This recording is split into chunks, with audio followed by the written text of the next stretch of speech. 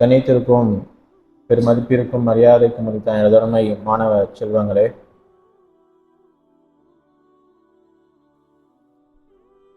நான் உங்களுக்கு முன்னால் சொன்ன ஹதீஸை குறித்து நீங்கள் கேள்விப்பட்டிருப்பீர்கள் என்று நான் நம்புகிறேன். ரசூல் ஸல்லல்லாஹு அலைஹி வஸல்லம் அவர்கள் சொல்லி காட்டினார்கள், தஃப்தரிகு உம்மதி அலா 73 ஃபிர்கா. என்னுடைய உம்மத், என்னுடைய சமுதாயம் 73 பிரிவுகளாக, குழுக்களாக பிரியும். குல்லுஹா ஃபின்னார், அதில் அனைத்து பிரிவுகளுமே நரகத்தில் இருக்கும், இல்லா வாஹிதா, ஒன்றை தவிர என்ற ஒரு ஹதீஸை நீங்கள் பல இடங்களிலே கேள்விப்பட்டிருப்பீர்கள். இந்த ஹதீஸை மையமாக வைத்து பல அமைப்புகள், பல இயக்கங்கள் தூய்மைவாதத்தை, அதாவது பியூரிசம் என்று சொல்வார்கள், தூய்மைவாதத்தையும், அதே போன்று செக்ரட்டேரியனிசம், அதாவது பிரிவினைவாதம் என்று சொல்வார்கள், இந்த ரெண்டு வாதத்தையும் இந்த ஹதீஸை மையமாக வைத்து பேசுவதை நாம் பார்க்க முடிகிறது. ஆக இந்த ஹதீஸினுடைய சரியான ரிஃப்ளெக்ஷன், சரியான பிரதிபலிப்பு, சரியான பார்வை என்ன என்பதை தான் இந்த ஜுமாவின் மூலமாக நான் உங்களுக்கு பகிர்ந்து கொள்ள ஆசைப்படுகின்றேன். முதலாவதாக, இந்த ஹதீஸ் என்பது உண்மையில் நான் முன்பு சொல்லி காட்டிய தூய்மைவாதத்தையோ அல்லது பிரிவினைவாதத்தையோ முற்படுத்துகிறதா, ஆதரிக்கிறதா, அல்லது ப்ளூரலிசத்தை ஆதரிக்கிறதா என்பதை தான் நாம் பார்க்க இருக்கின்றோம். இந்த ஹதீஸின் மிக முக்கியமான ஒரு சொல்லாடல், முதலாவதாக சில புரிதல் கோளாறுகளை மட்டும் நான் உங்கள் முன்னே பகிர்ந்து கொள்ள ஆசைப்படுகின்றேன். இந்த ஹதீஸை குறித்து, இந்த ஹதீஸிலே 73 கூட்டத்தார்கள் என்பதாக ஒரு எண்ணிக்கையை ரசூல் ஸல்லல்லாஹு அலைஹி வஸல்லம் அவர்கள் சொல்லி காட்டுகின்றார்கள். அந்த எண்ணிக்கையை அவ்வாறாகவே லிட்ரல் மீனிங்காகவே நாம் எடுத்துக்கொள்வது என்பது சரியாக இருக்க முடியுமா என்பதுதான் இங்கே ஒரு கேள்வியாக இருக்கின்றது. நம்முடைய 1500 ஆண்டு கால பாரம்பரியத்தை, நாம் வரலாற்று பின்னணியை நாம் போய் நோக்கினால் 73க்கும் அதிகப்பட்ட அமைப்புகளும் இயக்கங்களும் பிரிவுகளும் இருப்பதை நாம் காண முடிகிறது. அப்போ ரசூல் ஸல்லல்லாஹு அலைஹி வஸல்லம் அவர்கள் சொன்னது 73 அப்படிங்கிற அந்த நம்பருடைய கரெக்டான சரியான புரிதல் என்ன? இதை 73 என்று அந்த ஒரு லிட்ரல் மீனிங் எடுத்துக்கொண்டால் நிச்சயமாக நான் முன்பு சொன்ன அந்த தூய்மைவாதத்திற்கும் பிரிவினைவாதத்திற்கும் அது வித்திடும். மாறாக இஸ்லாம் அல்லது இந்த ஹதீஸ் அதை முற்படுத்தவில்லை. நாம் இதற்கு உதாரணமாக நாம் குர்ஆனிலே பார்த்தோமே ஆனால், சூரத் தௌபாவிலே முனாஃபிகீன்களை குறித்து இறைவன் சொல்லும் போது, நபியை பார்த்து இறைவன் சொல்கின்றான், நீங்கள் நபியே, நீங்கள் இந்த முனாஃபிகீன்களுக்காக, இந்த நயவஞ்சகர்களுக்காக 70 முறை நீங்கள் பாவ மன்னிப்பு கோரினாலும் லை யக்ஃபிருல்லாஹு லஹும், அல்லாஹ் ஒருபோதும் அவர்களை மன்னிக்க மாட்டான். இங்கே இறைவன் குர்ஆனிலே 70 முறை என்ற ஒரு நியூமரிக், அதாவது ஒரு நம்பரை பயன்படுத்துகின்றான். அதன் அர்த்தம் நாம் இவ்வாறு புரிந்து கொண்டால், ஒருவேளை நபி ஸல்லல்லாஹு அலைஹி வஸல்லம் 71 முறை 72 முறை பாவ மன்னிப்பு கோரினால் அல்லாஹ் மன்னித்து விடுவான் என்பதாக நாம் புரிந்து கொள்ள முடியுமா? இல்லை. மாறாக இந்த 7, 70, 73, 700 என்கிற இந்த எண்ணிக்கை எதை குறிக்கிறது என்று சொன்னால், அது எண்ணிக்கையை குறிக்கவில்லை, மாறாக ஒரு எக்ஸ்பிரஷன். அரபி மொழியிலே இது ஒரு எக்ஸ்பிரஷன், ஒரு வெளிப்பாடு, ஒரு விஷயத்தின் முக்கியத்துவத்தை, அதனுடைய சிக்னிபிகன்ஸை மக்கள்கிட்ட சொல்வதற்காக அரபிக் லாங்குவேஜ்ல, அரபி மொழியில பயன்படுத்தக்கூடிய ஒரு எக்ஸ்பிரஷன். அதை அவ்வாறாக லிட்டராக எடுத்துக்கொள்வது என்பது புரிதல் கோளாறு என்பதை நாம் முதலில் புரிந்து கொள்ள வேண்டும். ஆக இந்த 73 என்பது அது 73 அல்ல, மாறாக நபி ஸல்லல்லாஹு அலைஹி வஸல்லம் அவர்கள் சொல்லி காட்டுவது இங்கே, என்னுடைய உம்மத் என்பது நிச்சயமாக பல பிரிவுகளாக பிரியும். இதுதான் முதல் புரிதல். இந்த உம்மத் என்பது வெறும் ஒரு தலைமையின் கீழே, எனக்கு பின்னால் ஒரு தலைமையின் கீழே, ஒரு சிஸ்டத்தின் கீழே இயங்காது. மாறாக பல்வேறு பிரிவுகளாக தான் என்னுடைய உம்மத் என்பது இருக்கும் என்பதை, புளூரலிசத்தை நபி ஸல்லல்லாஹு அலைஹி வஸல்லம், ரசூல் ஸல்லல்லாஹு அலைஹி வஸல்லம் இதில் நமக்கு சொல்லி காட்டுகின்றார்கள். ஆக இதை வைத்துக் கொண்டு மீதி 72 நபர்களும் வழிகேட்டிலும் ஒரே ஒரு கூட்டத்தார் மட்டும்தான் நாளை சுவனம் செல்லும், நாளை வெற்றியாளர்கள் என்பது இந்த கான்செப்ட் வந்து இஸ்லாத்திற்கும் அதற்கும் இந்த ஹதீஸிற்கும் இஸ்லாத்திற்கும் இந்த 73 என்ற கான்செப்டுக்கு எந்த ஒரு தொடர்பும் இல்லை என்பதை முதலில் புரிந்து கொள்ள வேண்டும். இரண்டாவதாக, இந்த ஹதீஸில் வருவது, இந்த ஹதீஸை நாம் லிட்டரலாக எடுத்துக்கொண்டால், அதாவது 73 72 பேர் வந்து வழிகேட்டிலையும் நரகத்திலையும் ஒரே ஒரு ஆள் மட்டும் சுவனத்திலே இருப்பதை இன்றைய அமைப்புகள் எவ்வாறு எடுத்துக்கொள்கின்றது என்று பார்த்தால், அந்த ஒரு நபர் தான் முஸ்லிம், பாக்கி 72 பேரும் காஃபிர் அல்லது முஷ்ரிக் அல்லது நான் முஸ்லிம்ஸ், அவன் வழிகேட்டுல இருக்கான் அப்படிங்கிற மாதிரியான ஒரு புரிதல். இந்த ஹதீஸிலேயே அந்த மத்தனிலேயே நம்ம வந்து ஒரு விஷயத்தை விளங்கிக்க முடியும். ஒண்ணு, நபி ஸல்லல்லாஹு அலைஹி வஸல்லம் அவர்கள் பயன்படுத்திய இந்த வார்த்தை உம்மதி, தஃப்தரிக்கு உம்மதி என்பதாக சொல்லி காட்டு, என்னுடைய சமுதாயம் என்பதாக சொல்லி காட்டுகின்றார்கள். இதிலிருந்து நமக்கு விளங்கப்படக்கூடிய ஒரு விஷயம் என்னவென்று சொன்னால், உம்மதி என்று நபிசுவாசம் இந்த 73 கூட்டத்தாரையும் இணைத்து சொல்லும் போது, நாம் யார், மற்றவர்களை நீங்கள் வழிகேட்டில் இருக்கின்றீர்கள், நீங்கள் முஸ்லிம்கள் அல்ல என்று சொல்வதற்கு நாம் யார்? நபியே இந்த 73 கூட்டத்தாரையும் சொந்தம் கொண்டாடும் போது நாம் மற்றும் அவர்களை விலக்கி வைத்து பார்ப்பதன் காரணம் இது அடிப்படை என்ன? ஆக இதில் புரிதல் கோளாறு இருக்கின்றது. ஆக 73 கூட்டத்தாரும் ஒரு முஸ்லிம் என்ற பார்வையில் பார்த்தோமே ஆனால், அவர்கள் அனைவரும் அந்த யூனிவர்சல் பிரதர்ஹுட் என்று சொல்வார்களே, இன்னமல் முஃமினூன இஹ்வா, குர்ஆனும் சொல்லி காட்டுகின்றது. முஃமின் அனைவரும் சகோதரர்கள் என்ற ஒரு வாசகம் குர்ஆனில் நாம் பார்க்க முடியும். அந்த யூனிவர்சல் பிரதர்ஹுட்டை இந்த 73 கூட்டத்தாரும் கண்டிப்பாக பெறக்கூடியவர்கள் தான். அக்குல் முஸ்லிம் ஹம்ஸ் நம்ம படித்திருப்போம். அதாவது ஒரு முஸ்லிம் மீது ஒரு முஸ்லிம் அடுத்த முஸ்லிமுக்கு 5 கடமைகள் இருக்கிறது என்பதாக. சலாம் சொன்னால் ஆன்சர் பண்ணணும், அவனுடைய ஜனாசால கலந்துக்கணும். இங்கே இந்த ஹதீஸை வைத்து நாம் இப்போ கரண்ட்லி பார்த்தோம்னா, இந்த அமைப்பை சார்ந்தவனுடைய ஜனாசா எங்களுடைய பள்ளியில அடக்கம் செய்யப்படக்கூடாது. அப்போ எங்கிருந்து வந்தது இந்த புரிதல்?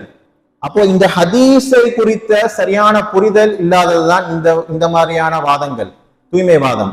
நான் தான் சரி, நீ என்னுடைய பள்ளியில் உனக்கு இடம் தர முடியாது என்று சொல்லும் அளவுக்கு அவனோட சிந்தனை அந்த சிந்தனை எவ்வாறு எங்கிருந்து பெறப்பட்டது? இந்த ஹதீஸில் இருந்துதான், இந்த ஹதீஸினுடைய புரிதல் இருந்தான். ஆனால் அந்த ஹதீஸ் அதற்கு நேர்மாறாக யூனிவர்சல் பிரதர்ஹுட்டை தான் வலியுறுத்தி கூறுகின்றது என்பதை நாம் இரண்டாவதாக புரிந்து கொள்ள வேண்டும். அதனால்தான் ரசூல் ஸல்லல்லாஹு அலைஹி வஸல்லம் தஃப்தரிக்கு உம்மதி, என்னுடைய உம்மத் என்ற 73 கூட்டத்தாரையும் ஒன்றிணைத்து நம் முன்னே சொல்லி காட்டுகின்றார்கள்.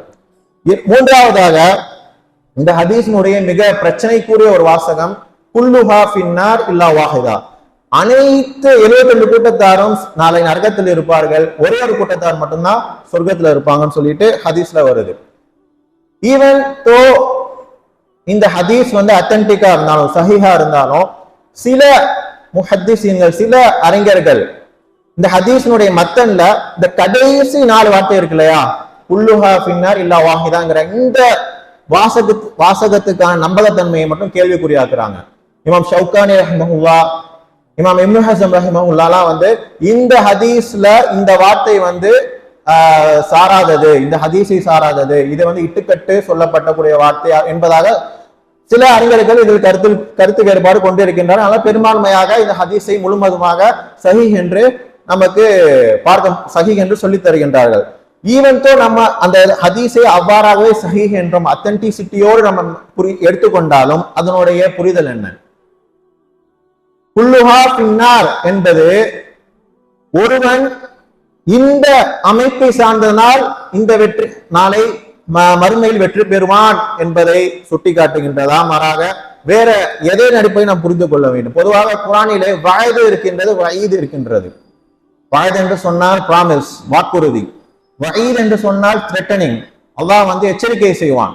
சில விஷயங்களை கூறி இறைவன் த்ரெட்டனிங், வயது, அதாவது இப்படி பண்ணால இந்த மாதிரி பண்ணிடுவேன் என்பதாக சொல்லி காட்டும். ஆனா ரெண்டுமே வித்தியாசம் இருக்கிறது. வாக்குறுதி என்பது வேறு, வயது என்பது வேறு, த்ரெட்டனிங் என்பது வேறு, எச்சரிக்கை செய்வது என்பது வேறு. வாக்குறுதியை இறைவன் நிச்சயமாக செய்தே தீர்வான். இன்னல்லாஹ லா யுக்லிஃபுல் மிஆத், நிச்சயமாக இறைவன் வாக்குறுதியை நிறைவேற்றாமல் இருக்க மாட்டான் என்பதாக குர்ஆன் சொல்லி காட்டுகிறது. ஆனால் அதுவே வயதுடைய விஷயத்தில், இப்போ ஒருவன் மது அருந்துகிறான், ஒருவன் விபச்சாரம் செய்கின்றான், ஒருவன் திருடுகிறான் என்று சொன்னால் நிச்சயமாக அந்த திருட்டுக்குரிய தண்டனை, நிச்சயமாக அந்த விபச்சாரத்திற்குரிய தண்டனை, நிச்சயமாக அந்த மது அருந்தியதற்கான தண்டனை நிச்சயமாக கொடுத்தே தீர்வான் என்பதை நாம் சொல்ல முடியாது. அதுதான் வயதுக்குமான ஒரு வித்தியாசம். இறைவன் தன்னுடைய கருணையை கொண்டு அவனுடைய சில நல்லமைகளை பார்த்து அவன் மன்னிக்க செய்யக்கூடும். அதே போல்தான் இந்த வயது, எல்லோரும் நரகத்தில் இருப்பார்கள், ஒருவர் மட்டும் சொர்க்கத்தில் இருப்பாங்க என்பது நாம் அந்த அடிப்படையிலே வாக்குறுதியாக நாம் எடுத்துக்கொள்ளக்கூடாது. மாறாக இது ஒரு வயது என்பதை தான் நாம் புரிந்து கொள்ள வேண்டும். அந்த அவ்வாறாக நாம் எடுத்துக்கொண்டாலும் நாளை மறுமையிலே ஒருவன் இந்த அமைப்பை சார்ந்தவன் என்பதற்காக இறைவன் நம்மை தீர்ப்பளிப்பானா? குர்ஆனிலே மற்றொரு இடத்திலே சொல்லும் போது குல்லுஹும் ஆதிஹி யௌமல் கியாமத்தி ஃபர்தா, நாளை மறுமையிலே ஒவ்வொரு நபரும் தனித்தனியாக, ஃபர்தானா individually will be judged by Allah. Everyone will be judged by Allah individually, ஃபர்தா, தனித்தனியாக விசாரிக்கப்படுவார்கள் என்பதாக சொல்லி காட்டுகின்றான். அப்போ நான் சுன்னத் ஜமாத்தில் இருக்கின்றேன் என்பதற்காக நான் சொர்க்கம் செல்ல முடியுமா? நான் தௌஹீத் ஜமாத்தில் இருக்கிறேன் என்ற காரணத்தினால் சொர்க்கம் செல்ல முடியுமா? அல்லது வேற அமைப்புகள் நிறைய இருக்கின்ற அந்த ஒரு அமைப்பை சுட்டிக்காட்டி நம்முடைய சொர்க்கம் தீர்மானிக்கப்படுமா என்பதை நாம் புரிந்து கொள்ள வேண்டும். நிச்சயமாக கிடையாது. ஆக ஒருவேளை இங்கே வெற்றியாளர் என்கிற ஒரு அமைப்பில் ஒருவர் இருந்து கொண்டு அவரிடத்தில் எந்த ஒரு சின்சியாரிட்டியும், எந்த ஒரு தக்வாவும், எந்த ஒரு விஷயமும், நல்ல விஷயங்களும் சொர்க்கத்தை பெற்று தரக்கூடிய விஷயங்கள் இல்லை என்றால் அவன் நரகத்திற்கு தான் செல்லுவார். அதுவே வழிகேட்டில் இருக்கின்றால் இந்த முத்திரை கொடுக்கப்பட்டு இந்த உலகத்தில் வாழ்ந்து அவனிடத்தில் சின்சியாரிட்டியும் தக்வாவும் காட் கான்சியஸ்னஸும் இருந்து நாளை மறுமையில் அல்லாஹ்வை சந்தித்தால் அவனுடைய நல்ல மக்களை பார்த்து இறைவன் சொர்க்கத்திற்கும் அனுப்புவான். ஆக இந்த ஹதீஸை வைத்து நாம் ஒருவருக்கு எந்த பட்டத்தையும் கொடுக்க முடியாது. அதை நாம் முதலில் நான்காவதாக புரிந்து கொள்ள வேண்டும். அடுத்ததாக இந்த ஹதீஸை நாம் லிட்டரலாக புரிந்து கொண்டாலும் இந்த ஹதீஸ் உடைய கருத்து பல பிரிவுகளாக பிரியும் என்று நம்ம எடுத்துக்கொண்டாலும் அது எந்த அம்சத்தை, எந்த கருத்து வேறுபாடை நபி ஸல்லல்லாஹு அலைஹி வஸல்லம் இங்கே சொல்லி காட்டினார்கள் என்பதை நாம் புரிந்து கொள்வது மிக அவசியமாகிறது. அதாவது கிளாரிட்டி ஆன் மேஜர் இஷ்யூஸ். இஸ்லாமிய வரலாற்றிலே நிறைய அமைப்புகள், அதாவது மேஜர் இஷ்யூஸ், தியாலஜிக்கல் இஷ்யூஸ், அதாவது அக்கீதா சார்ந்த விஷயங்கள்ல நிறைய முரண்பாடான கருத்துக்களை சொல்லி இருக்கின்றார்கள். மாற்று கருத்தே இல்லை. ஜஹ்மியா போன்ற அக்கீதா விஷயம் வரும்போது நீங்கள் படிப்பீர்கள். கதிரியா, அதாவது கதிர் சம்பந்தப்பட்ட விவகாரங்களிலே, அதே போன்று இன்னும் பல விவகாரங்களிலே கருத்து வேறுபாடு கொண்டு இருக்கின்றார்கள். அவர்கள் இந்த 73 கூட்டத்தினாலே நம்ம அடைக்க முடியாது. காரணம், இந்த கருத்து வேறுபாடு என்பது தியாலஜிக்கல் ப்ராப்ளமை அட்ரஸ் பண்ண கிடையாது, அப்ரோச் பண்ண கிடையாது. மாறாக இஸ்லாத்தின் உள்ளேயே இறைவனால் ஆகுமாக்கப்பட்ட கருத்து வேறுபாடை தான் அல்லாஹ் ரசூல் ஸல்லல்லாஹு அலைஹி வஸல்லம் இங்கே சொல்லி காட்டுகின்றார்கள். சோ கிளாரிட்டி, அந்த ஒரு மேஜர் இஷ்யூஸையும் மைனர் இஷ்யூஸையும் நம்ம பிரித்து பார்க்கிற அந்த ஒரு பார்வையோட இந்த ஹதீஸ் நம்ம அப்ரோச் பண்ண வேணும். சோ இந்த 5 விஷயங்கள், நான் சொன்ன 5 விஷயங்கள் தான் இந்த ஹதீஸின் மூலமாக ரசூல் ஸல்லல்லாஹு அலைஹி வஸல்லம் சொல்லி நமக்கு இந்த அடிப்படையில் தான் முன்னிறுத்தினார்களே தவிர தூய்மைவாதத்தையோ அல்லது பிரிவினைவாதத்தையோ ஒரு காலம் இந்த ஹதீஸின் மூலம் நாம் இந்த ஹதீஸை மையமாக கொண்டு நாம் பேச முடியாது.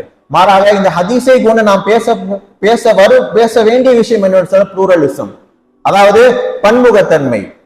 இஸ்லாம் அனைத்து தரப்பு அமைப்பு சார்ந்த மக்களையும் ஒன்றிணைத்து அதை ஒரு யூனிவர்சல் பிரதர்ஹுட்டாக, ஒரு சகோதரத்துவத்தை முன்னிறுத்தும் ஒரு சித்தாந்தமா தான் நாம் பார்க்க முடியும். இந்த ஹதீஸை நாம் பார்த்து எடுத்துக்கொள்ள முடியும். இது ஒரு புளூரலிசத்தை தான் முன்னிறுத்துகிறது, அதாவது பன்முக தன்மையை தான் முன்னிறுத்துகிறது. ஆக இந்த ஹதீஸை வைத்துக் கொண்டு தூய்மைவாதத்தையோ செக்ரட்டேரியனிசம் என்று சொல்லக்கூடிய பிரிவினைவாதத்தையோ அல்ல பியூரிசம் என்று சொல்லக்கூடிய தூய்மைவாதத்தையோ நாம் எடுத்துக்கொள்ள முடியாது.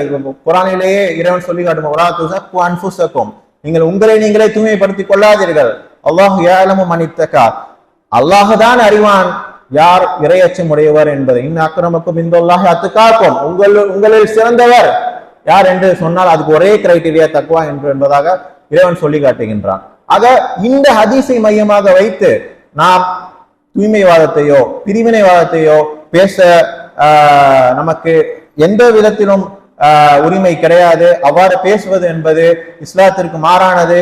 அதே போன்று இந்த ஒரு கருத்து என்பது இன்றைய முஸ்லிம் சமூகத்தில் சென்று சேர வேண்டிய தேவை அதிகமாக இருக்குது என்பதை கூறி என்னுடைய முதல் உரையை முடித்துக் கொள்கின்றேன். பாரக்கல்லாஹு லனா வ லக்கும் ஃபில் குர்ஆனில் அஸீம் வ நஃபஅனா வ இய்யாக்கும் பில் ஆயாத்தி வ திக்ரில் ஹகீம். இன்னஹு தஆலா ஜவ்வாதுன் கரீமுன் மலீக்குன் பர்ரூஃபுர் ரஹீம் ரப்புன் ஹலீம்.